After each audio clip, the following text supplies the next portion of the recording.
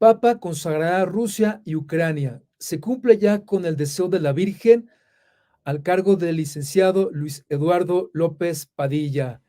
Y lo tenemos aquí ya con nosotros. Luis Eduardo, un privilegio que nos acompañes. Muy buenas noches, ¿cómo estás? Hola, mi querido Jaime, gusto saludarte, ¿cómo estás? Muy bien, gracias a Dios. Bueno, pues Luis Eduardo, ya hemos tenido eh, la alegría de tenerte en otras oportunidades.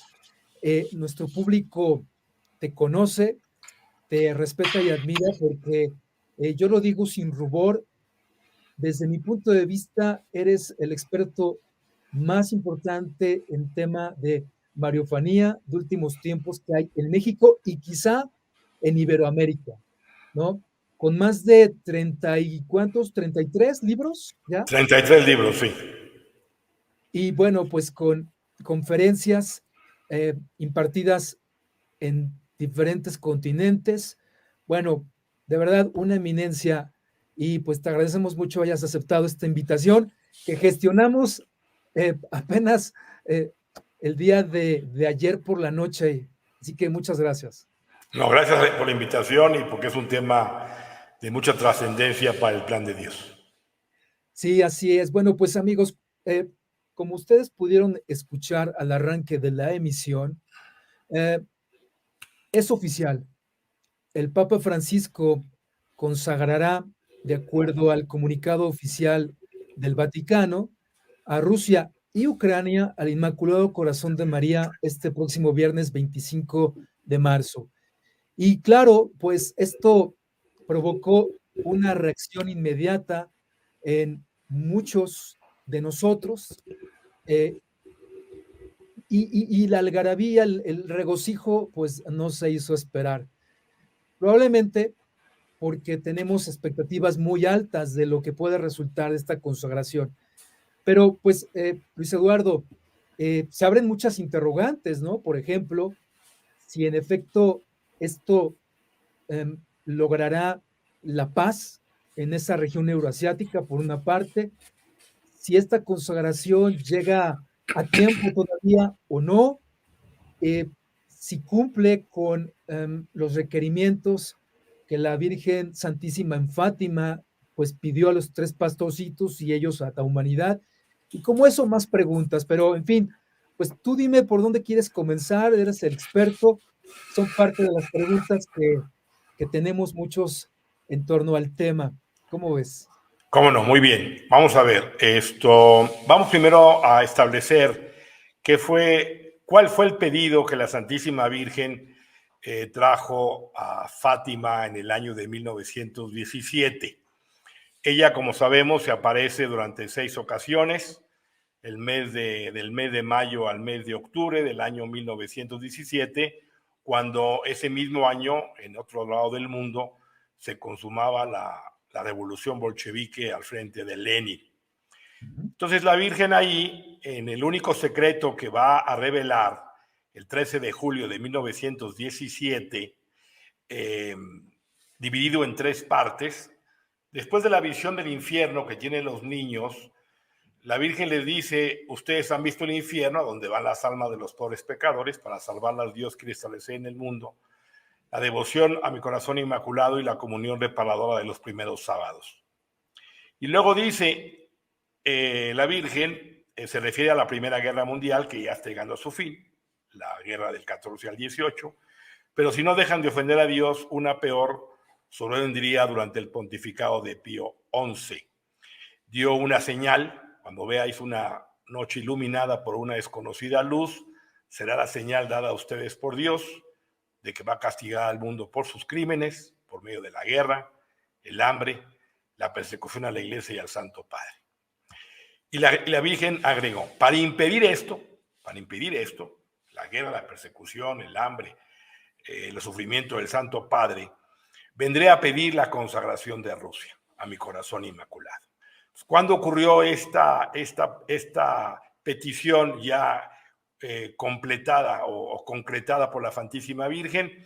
El 13 de junio de 1929, es decir, 12 años después, en la fiesta de San Antonio de Padua, estando la hermana en el monasterio de Tuy, España.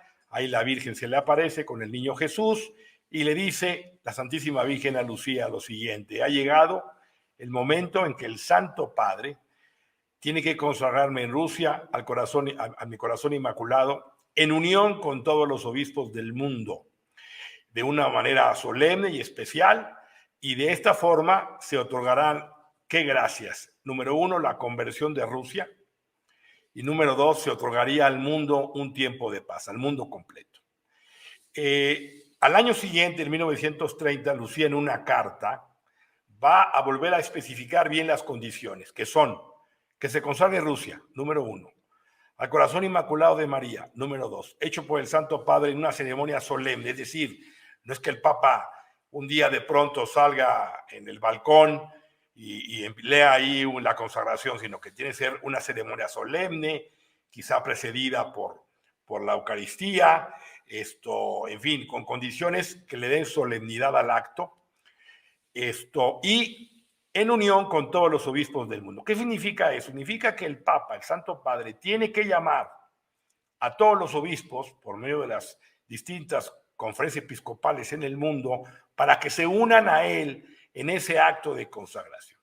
Seguramente no todo el mundo irá o aceptará la consagración, pues porque o está enfermo o porque a lo mejor no está muy convencido de hacer esa consagración. Es decir, no estamos hablando que tienen que estar todos los obispos del mundo, pero sí tiene que haber un llamado a que todos los obispos participen, como ocurrió el 25 de marzo de 1984, cuando el Santo Padre Juan Pablo II, el domingo, al término del Año Santo de la Redención, en la fiesta también de la Anunciación, 25 de marzo, hizo ese llamado a los obispos, mandó traer la imagen peregrina de Fátima a la ciudad de Roma, ahí en la Basílica de San Pedro, afuera, hizo ese acto de consagración especial con los obispos, pero lastimosamente, por una serie de razones, el Santo Padre Juan Pablo II no mencionó a Rusia. Es decir, habló de las naciones más necesitadas de tu consagración, pero no mencionó a Rusia. Se ha discutido mucho, y quiero rápidamente mencionarlo, que si se consagró, que porque Lucía sí aceptó la consagración, según dijo el cardenal Bertone cuando se dio a conocer el secreto en el año 2000, que Lucía ya había dicho que la Virgen había aceptado la consagración, aunque nunca mostraron la carta donde Lucía había escrito que se había aceptado la consagración, una carta dice que en computadora, cuando en realidad Lucía siempre escribió a mano. Y en el año 85 y en el año 87, en dos ocasiones distintas, Lucía mencionó que no se habían cumplido los requerimientos pedidos por la Santísima Virgen. Y lo más importante, Jaime, porque yo respeto pues la opinión de la gente que dice, no, ya está consagrada y ya no es que estemos en teorías de conspiración, está bien, respetamos la opinión de las personas, pero contra los hechos no hay argumentos. Entonces, ¿qué pasa? Que ya pasaron 38 años de esa consagración hecha por Juan Pablo II y no ha habido paz. La vida no, el mundo sigue envuelto en revueltas, revoluciones, atentados, guerras, la de Kosovo, la de Quivejo en Ruanda, la de Chechenia, la intifada, el ataque a las Torres Gemelas, el ataque en Madrid, el ataque en Londres, Irak, Siria, Afganistán, Ucrania, etcétera. Sí, y te interrumpo un momento nada más para decir, y los resabios de ese comunismo que se vino abajo llegaron pues tranquilamente a América Latina y hoy tenemos ahí al populismo y ya pues prácticamente el comunismo asentado en varias naciones latinoamericanas, ¿no? Así es, a partir bueno, quiero dejar algo en claro, para ir un poquito en orden, Sí, y para confirmar lo que tú estás diciendo. Esta consagración que hizo el Papa en 84, claro que fue válida, claro que el cielo la acogió, porque finalmente es hecha por el Santo Padre en unión con los obispos del mundo, pero no se otorgaron las gracias que la Virgen había prometido, que es la conversión de Rusia y la paz al mundo por un tiempo largo indeterminado. Entonces, Sí hubo la caída del muro de Berlín en 1989, muy importante, no hubo ningún disparo, milagro. Y en el año 1991, como se sabe, la Unión de Repúblicas Socialistas Soviéticas pues dejó de existir. Entonces, y eso fue el 8 de diciembre este evento. Entonces, indudablemente que hubo unas gracias que el cielo derramó por esa consagración hecha por Juan Pablo II, pero no se ha logrado la conversión de Rusia. ¿Qué significa la conversión de Rusia? Significa que Rusia, de la cual depende la Federación Rusa, tiene una vinculación con la Iglesia Ortodoxa, porque sabemos, que el público lo sepa, que la Iglesia Ortodoxa, en sus diferentes patriarcados, el ruso, el de Constantinopla, el de Grecia, etcétera, se dividió en 1054 y de la rama del cristianismo surgió la Iglesia Católica Romana, latina, con sede en Roma, cuya cabeza es el Papa, y la Iglesia Ortodoxa, inicialmente con sede en Constantinopla, lo que hoy es Estambul, cuya hoy en día primus inter pares y la primera entre iguales es la Iglesia Ortodoxa griega, pero la más poderosa es la rusa. Entonces hay un contubernio, vamos a decirlo así, entre el presidente de la Federación Rusa, Putin, y la Iglesia Ortodoxa. Bueno, la Iglesia Ortodoxa no se ha convertido, no ha vuelto a reunificarse con la Iglesia de Roma, no reconoce al Papa como autoridad jerárquica y como autoridad doctrinal, sino meramente como una autoridad moral, no pastoral. Entonces, este rompimiento, mientras Rusia no regrese a la unidad perdida con Roma, no podemos hablar de la conversión de Rusia, para que Rusia, esto es muy importante, Jaime, pueda cumplir la misión que el cielo le tiene encomendado a ese imperio. Porque fíjate que la Virgen no pidió la consagración de China, ni de Israel, ni de Estados Unidos. No pidió la consagración de esos países, de esas naciones. Pidió la consagración de Rusia, porque Rusia tiene un papel fundamental en la conversión del mundo una vez que sea esta nación consagrada por el Papa como la Virgen lo pidió. Entonces, esto es importante tenerlo claro. Entonces, viene ahora una guerra, una invasión militar, como se le quiera llamar. Los obispos ucranianos le piden al Papa Francisco que consagre Rusia y Ucrania al corazón inmaculado de María. Muy bien, es una iniciativa extraordinaria. Va más encaminada a que esta consagración ayude a establecer la paz en esa zona geográfica del mundo, lo cual es perfectamente válido. Entonces el Papa acoge esa petición y anuncia que va a consagrar Rusia el próximo 25 de marzo, también en la fiesta de la Anunciación, el próximo viernes, muy bien. Pero aquí no ha habido un llamado a todos los obispos del mundo a que se unan a esta consagración. Por tanto, aquí no podríamos hablar de que se está cumpliendo el pedido que la Virgen hizo primero en Fátima en el 17 y luego en 1929. Faltaría este requisito fundamental.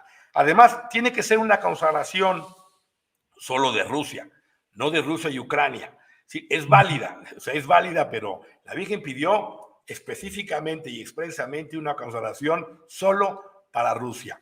Hoy me enteré por la mañana que algunos obispos de la Conferencia Episcopal Latinoamericana han, mediante una carta, expresado su adhesión a este acto de consagración del Papa Francisco, que hará Dios mediante en 8 días. Magnífico, eso me parece muy bien. Ahora, habrá que esperar si las distintas conferencias episcopales del mundo también se unen a este acto de consagración. Habrá que esperar, aunque lo ideal sería que el Papa fuera el que invitara a los obispos para que se unan con él a este acto de consagración. Entonces, en mi opinión, ¿es válida la consagración que va a hacer el Papa Francisco? Sí, claro que es válida. Todo acto del vicario de Cristo consagrando una nación al corazón inmaculado de María, el cielo la acoge y va a derramar gracias y bendiciones pues, encaminadas a la paz en la zona y otras muchas más al resto de la iglesia. ¿Es la consagración que la Virgen pidió en Fátima? En principio tendríamos que decir que no. Y también, por las razones que estoy expresando, falta que se unan todos los obispos y que solamente sea Rusia. Y habría también que ver, Jaime, el texto de la consagración, porque también ha circulado en las redes sociales por ahí una propuesta de los obispos ucranianos con rito latino, que va encaminada sobre todo a poner un acto de confianza a María para que por su intercesión como reina de la paz se logre la paz en el mundo. Está muy bien, magnífico. Pero lo que la Virgen pidió en Fátima es que a través de ese acto de consagración de Rusia se convierta esa nación, o sea, va encaminada específica y expresamente a que ese acto de consagración traiga como consecuencia la conversión de Rusia. Y como vía también de consecuencia, se dará el triunfo del corazón inmaculado de María, porque Rusia, yo he dicho en algunos otros programas, que Rusia hoy es el Saulo, es el perseguidor de la iglesia. A través del siglo XX ha llevado una masacre de más de 110 millones de muertos y como tú decías hace un momento, a partir de la caída del muro de Berlín en 1991, se refunda en América el Foro de Sao Paulo, que retoma todas estas ideas socialistas de un marxismo cultural que se ha inoculado en muchos países de América, incluyendo lastimosamente nuestro país. Y desde luego, además, que el comunismo no ha muerto, pues porque China es comunista, no en el ámbito económico que se ha abierto, sino en el ámbito político, y está también Corea del Norte. Entonces, es un error pensar que ya el comunismo terminó, amén de que Putin en uno de sus últimos discursos, él lamentaba que se hubiera disuelto la antigua Unión de Repúblicas Socialistas Soviéticas. Hay que entender que Putin fue miembro de la antigua KGB, fue espía, pues, contraespía. Entonces, en conclusión, me parece muy buena la iniciativa del Papa. Si se lleva adelante, será de provecho y de gracias para la Iglesia, ayudará a la paz, pero no es con esto se cumplimenta los requisitos que la Virgen pidió en Fátima de manera muy expresa. Algunas personas me han dicho que esto no va a pasar, o sea, que esto no va a suceder porque muchos obispos no van a unirse con el Papa porque la Iglesia está dividida y que los obispos de Alemania no van a adherirse a esto. Pues sí, eso es cierto, pero eso ya no es culpa del Papa Francisco. O sea, esto es la suma de una serie de situaciones que se han dado a lo largo del siglo XX que han llevado lastimosamente a una división dentro de la Iglesia, que es palpable, que es visible hoy en día, que en el Concilio Vaticano II fue claramente evidenciada en esos grupos de liberales y conservadores, tradicionalistas, pues, y progresistas, y hoy la visión es lamentablemente abierta y patente cada día en las redes sociales y en los medios de comunicación, la división. Bueno, pues ni hablar, o sea, es una pena que esa división la Virgen no hubiera querido que existiera hace casi 100 años, pero hoy, como no se ha obedecido a esa petición, pues la Iglesia se ha ido lamentablemente cada vez dividiendo. Entonces, esa sería la pregunta y el comentario que podría hacer respecto a esta consagración del Papa Francisco. Muy puntual, muy concreta. Luis Eduardo, hay dentro del propio chat, como fuera de este grupo de comentarios y en otros lugares, por supuesto, pues una vez que se supo de esta noticia del deseo del Papa de consagrar a Rusia y Ucrania, pues hay todo tipo de comentarios. ¿Cómo es posible que hasta ahora, no? ¿Cómo es posible? Va a ser una consagración inválida porque el Papa Francisco es un impostor, ya sabes, no es Papa, la sede está vacante. Bueno, ¿qué te puedo decir? Tú estás enterado perfectamente de toda esa corriente negacionista o, pues, podríamos decir, a veces hasta asusta, porque en lugar de haber oración, de una actitud cristiana, bueno, es verdaderamente hasta salvaje, cruel, ¿no? Hacia la figura del Papa. Yo sé, conozco tu postura que comparto en torno a la legitimidad del Papa. ¿Tienes algún comentario? Porque quiero ahora hacerte una segunda pregunta dado que, pues como estudioso de los últimos tiempos, tú conoces de varias profecías o de muchas que hay en torno a lo que será no solo el cisma, sino propiamente el papel de Rusia, ya sabes, Gog y Magog y todo esto. Si nos pudieses decir un poquito más un poco de esto, eh, porque eh, si tenemos al menos la película completa, entendiendo que hoy Rusia es Saulo y no Paulo, vamos a comprender que aunque haya paz, y lo deseamos, luego del 25 de marzo, esto no se acaba. O sea, por Así es, lo que acabas de decir justamente, ¿no? O sea, así es. e es que estoy también percibiendo, por otra parte, un triunfalismo y una algarabía y felicidad, como, ya, ya llega el triunfo del Inmaculado Corazón. A ver, no, espérenme, espérenme. O sea, creo que andan bastante distraídos o confundidos. No sé, ¿cómo Sí, ves? sí, a ver, en primer lugar había que reafirmar, tanto tú como tu servidor somos hijos de la Iglesia y el Papa es uno, y es Francisco. Es paradójico que ya lleve más tiempo de Papa Francisco que el tiempo que lleva el emérito, el Papa emérito Benedicto XVI, después de haber renunciado, ya son más de 9 años. Y yo voy a dar un argumento muy simple, muy simple, muy simple.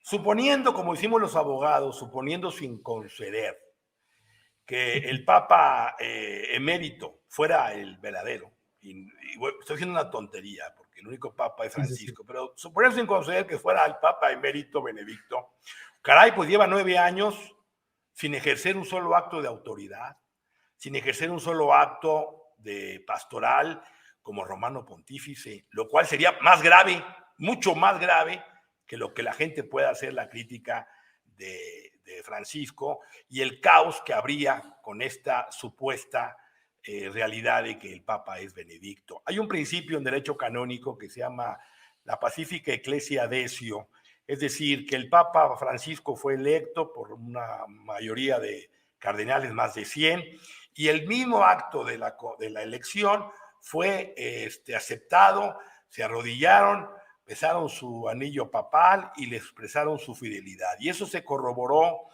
el 19 de marzo, que fue la misa de entronización del Papa Francisco, precisamente en la fiesta de San José. Entonces, si hubiera habido alguna duda o alguna objeción o algún impedimento de alguno de los cardenales de que esa elección no era válida, ahí era el momento de mencionarlo, no 6, 5, 7 u 8 años después. Entonces, podemos estar o no de acuerdo con el Papa, nos puede gustar más Juan Pablo II, nos puede gustar más Benedicto XVI, nos gustó más Pío XII, esa es otra cosa. Pero el Papa es Francisco y hay que rezar por él. Y algo que a mí me llama la atención es que los críticos de Francisco, lo que yo leo y lo que yo escucho, se les percibe un corazón de piedra, se les percibe un odio, se les percibe una actitud donde que en disque defensa de la doctrina han caído en la dureza del corazón. Y eso Dios no lo ve bien, porque el primer mandamiento de la ley de Dios, tú lo sabes muy bien, es amar a Dios sobre todas las cosas y al prójimo como a nosotros mismos. Y el Papa no es, a mí me molesta y me indigna que se refieran al Papa como Bergoglio. Estaba yo leyendo antes de entrar aquí a tu programa que López Padilla, o sea, tu servidor, ese es bergogliano. No, Sí, sí, sí. yo me asumo con gran alegría decir que soy, me da gusto decir que soy no solo fiel al Papa, como debe ser, sino soy defensor del Papa, porque es el vicario de Cristo. Tiene una investidura que es el vicario de Cristo y el único que lo puede juzgar y lo va a juzgar es Dios. Es Dios, nada más. Nosotros no. Así como yo no te puedo juzgar a ti, ni puedo juzgar al prójimo, porque el Evangelio nos dice, no juzguéis y no seréis juzgados, pues menos debo juzgar al Papa Francisco. Ya Dios, nuestro Señor, en su momento lo llamará a juicio como a cada uno de nosotros. Entonces, lo que tenemos que hacer como católicos es rezar mucho por el Papa, lleva una cruz pesadísima, porque tanto los progresistas como los tradicionalistas lo critican. Uno porque es demasiado progresista y otro porque es demasiado tradicionalista. Entonces el pobre Papa, y ahora que el Papa quiere hacer algo bueno, entonces también le caen encima que es una farsa, que es un circo. Entonces es poco serio, Jaime, es poco serio. Lamentablemente en las redes sociales hay gente muy buena, pero hay gente pues que anónimamente hace críticas, avienta la piedra, esconde la mano, y nosotros lo que hacemos es simplemente defender al Papa, pedir que recemos por él, y ya Jesús, nuestro Señor, lo va a juzgar en su momento. Eso es lo que quisiera yo mencionar. Que sea fiel al evangelio, que se mantenga, que no vaya pues Así a es, salir, así es. ¿no? O sea, Así es, así es, así es. Y te voy a decir algo muy importante. Jesucristo nuestro Señor, ya que tocas este tema, nuestro Señor Jesucristo le dijo a Pedro, mira Pedro, que Satanás ha pedido privarte como el trigo, pero yo Jesús, el Hijo de Dios, he rogado a mi Padre, al Padre eterno, para que tu fe no desfallezca. Y tú, una vez convertido, confirma en la fe tus hermanos. O sea, Jesús le está diciendo al Padre que ha rogado por Pedro. Por Pedro es, por todos los Pedros, hasta el actual.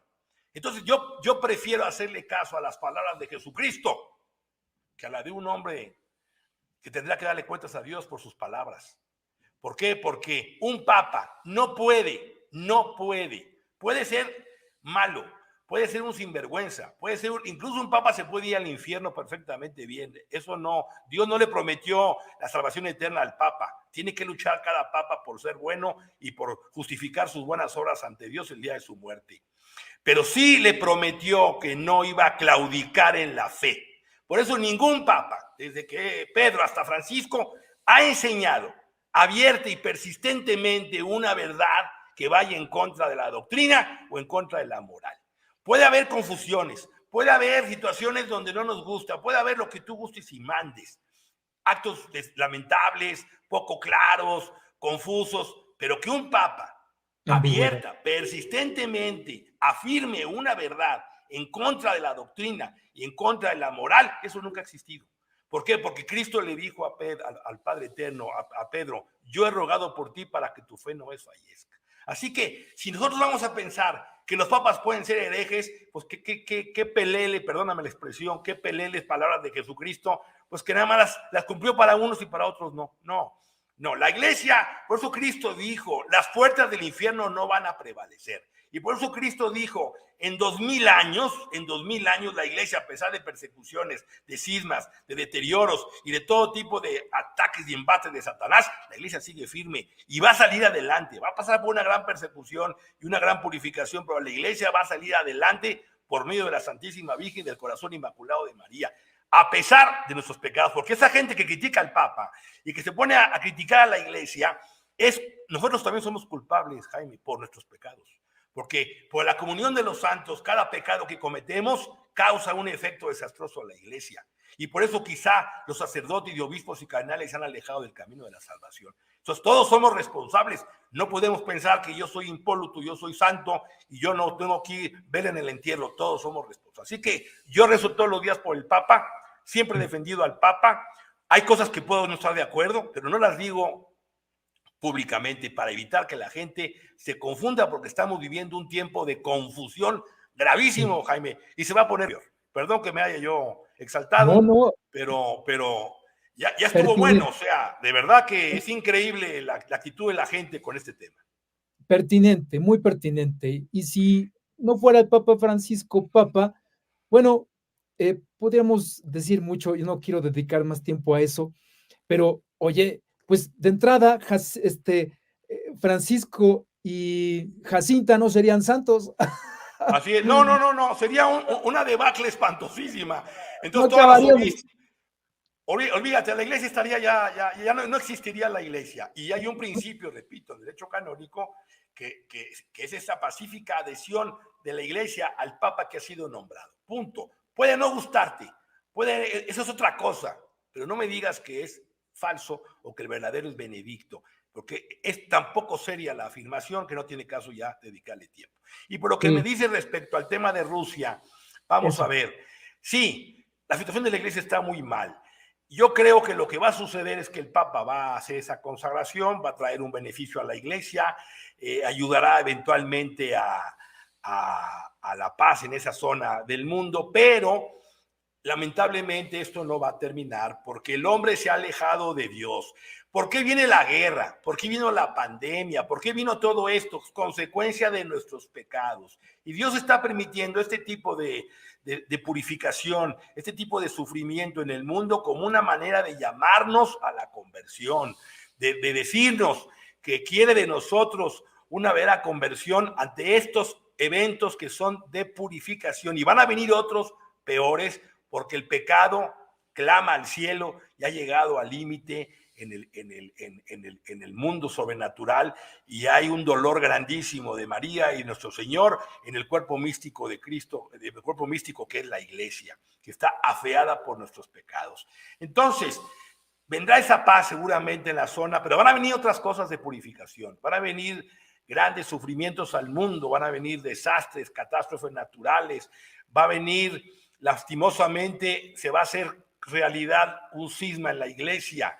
Y si esta consagración que la Virgen pidió en Rusia no se ha realizado, y no creo que se vaya a cumplir como la Virgen lo pidió en este próximo 25 de marzo, entonces va a haber un reavivamiento del comunismo y Rusia, como dicen las profecías, se impondrá en Europa y sobre todas las naciones y de manera especial sobre Italia. Y hay una profecía de la Madre Elena Hielo que dice que la bandera roja se elevará sobre la cúpula de San Pedro. San Maximiliano Kolbe, que es este polaco que tú bien conoces, tu público también lo conoce muy bien, que murió en Auschwitz, mártir, y fundó la milicia de la Inmaculada, él tuvo una visión y vio la bandera de la Inmaculada ondeando en el Kremlin, porque Rusia se va, está profetizado, Jaime, porque la Virgen dijo, al final, el Santo Padre me consagrará a Rusia, y aunque ya habrá acontecimientos sangrientos terribles,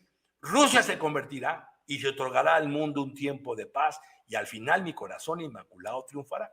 Entonces, Maximiliano Kolbe ve ondear la bandera de la Inmaculada sobre el Kremlin, pero dijo, antes va a ondear la bandera sobre la cúpula de San Pedro. Entonces, la situación sí es bueno lo que va a venir ahora, pero tenemos que prepararnos espiritualmente, como tú lo enfatizas en tus programas.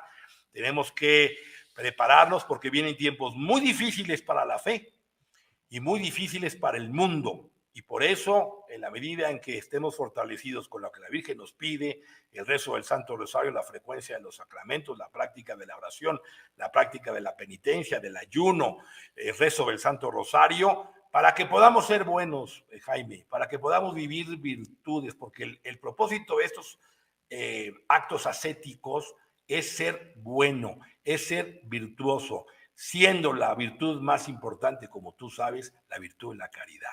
Entonces, esto es lo que la Virgen espera, que trabajemos por el reino de Cristo, cada uno en su atalaya, que miremos a María, porque esto es muy importante, la consagración del Papa va a ayudar también a que la iglesia, a los obispos, los sacerdotes y los laicos volteemos a ver a María, porque María está llamada a ser el ancla de salvación. María está llamada a aplastar la cabeza de la serpiente. María está llamada a ser la madre del verdadero camino hacia el Padre. María tiene un papel trascendente en estos últimos tiempos, como profetizó en su momento San Luis María Griñón de Montfort en su libro El Tratado sobre la vera devoción a la Santísima Virgen María. Así que nos esperan tiempos muy difíciles, habrá gracias, hay que aprovecharlas, pero todavía no podemos cantar victoria, porque para que venga el triunfo, primero tendremos que pasar nuestra pasión y muerte, así como Cristo para lograr la redención, primero tuvo que pasar por su penosa pasión y muerte, y es lo que le viene a la iglesia. Este es como un pequeño domingo de Ramos, la consagración del Papa, pero nos viene todavía lastimosamente la Semana Santa y hay que prepararnos para esos eventos, para ese tiempo. Sí, vaya que sí. ¿De qué sirve que se consagren dos países en pugna si nuestros corazones están podridos? Es correcto. si nuestra vida está lejos de Dios, si rechazamos los mandamientos, o sea, ¿de qué sirve? Y además, eh, mi querido Luis Eduardo, ¿cómo me, iba a decir una palabrota, cómo me choca que la gente que pues con eso revela falta de formación y de conciencia de su fe? Bueno, Jaime, no te preocupes, va a triunfar el Inmaculado Corazón. Y van a su casa y se sientan a seguir su vida, ¿no? Como si nada. Ahí me avisan cuando venga la Inmaculada y cuando triunfe. O sea, como si fuera esto un show en Así donde es, los que estamos comprometidos o al menos queremos dar testimonio de nuestra fe así pública, es, así es. nos rompemos la cara, ¿eh? Y pues entablamos combate espiritual así frontal, y los demás creen que ya debemos relajarnos y estar tranquilos porque en la película va a ganar la Virgen y Dios. Y qué error tan grave, me recuerda a las vírgenes imprudentes Así que es, no guardaron su aceite para la llegada del novio. Eso va a pasar con muchos así si es. asumen esa actitud triunfalista, ¿eh? Y yo diría también perezosa, ¿no? Así es, no, no, tenemos que, a cada uno tenemos que hacer vida y obra en nuestra vida, la vida de Jesucristo, la pasión de Jesucristo, para que nosotros también, como dice el Señor, no se alegren por profetizar, no se alegren por exorcizarse, exorcizar los demonios, alégrense más bien porque sus nombres estén escritos en el libro de la vida. Y para que esté escrito nuestro nombre, hay que luchar, como dice Pablo en Filipenses, por nuestra salvación con temor y con temblor. Porque en estos tiempos, mi querido Jaime, ancha es la puerta que lleva a la condenación y es muy fácil condenarse. No es fácil ser bueno, es muy difícil porque hay que ir en contra de la corriente como los salmones. Así que no es fácil. Tenemos que aprovechar la gracia que la Virgen nos derrama a través de su corazón inmaculado para que nosotros día a día, momento a momento, minuto a minuto, trabajemos por nuestra salvación y la salvación de los demás, porque uno no llega al cielo solo. O sea, tenemos que hacer apostolado, dar el testimonio del Evangelio a los demás, cada uno en el lugar que Dios le ha puesto para llevar el mensaje del Evangelio a otras almas, porque muchos, como dice la Virgen en Fátima, muchas almas se condenan porque nadie reza por ellas. Efectivamente. Hombre, pues Luis Eduardo, queremos agradecerte pues el tiempo que nos has concedido de tu noche de descanso para compartir con nuestro amable auditorio eh, la respuesta a esta consagración del Papa Francisco, que ciertamente nos llena de alegría, pero ya por la explicación que has dado, no es suficiente. Queremos más. Así Y la es, conversión de Rusia para que pase de Saulo a Pablo es fundamental así para es. que se quiten más calamidades que habrán de venir profetizadas, ¿no? Y bueno, pues que podamos tener precisamente ya la alegría del triunfo definitivo. Mientras tanto, a seguir orando y laborando. Así es, Jaime. Bueno, pues nada, me queda hacer un anuncio de los que quieran seguirme en YouTube, ahí en mi Por canal, con favor, mi amigo, nombre, sí, Luis Eduardo compártenos. López Padilla, ahí en canal YouTube, para que escuchen algunos videos de estos temas y de otros vinculativos a estos final de los tiempos, la escatología católica, siempre encaminado a nuestra propia conversión. Eso es todo. No, hombre, estupendo. Muy bien, muy bien. Pues nuevamente, Luis Eduardo, muchísimas gracias por tu generosidad, tu tiempo, por compartirnos a todos em, esto que pues tú has investigado por más de 30 años, ¿es así? 40. 36 años estudiando el mensaje, María. Así es. Bueno, entonces, pues eres tú una eminencia y garantía de todo esto, experto en últimos tiempos. Pues también un fuerte abrazo en Igualmente, Cristo Jaime. y seguimos en comunicación. Y que Dios te bendiga a ti y a tu familia. Igualmente, si Dios quiere. Gracias. Gracias a ti. Buenas noches.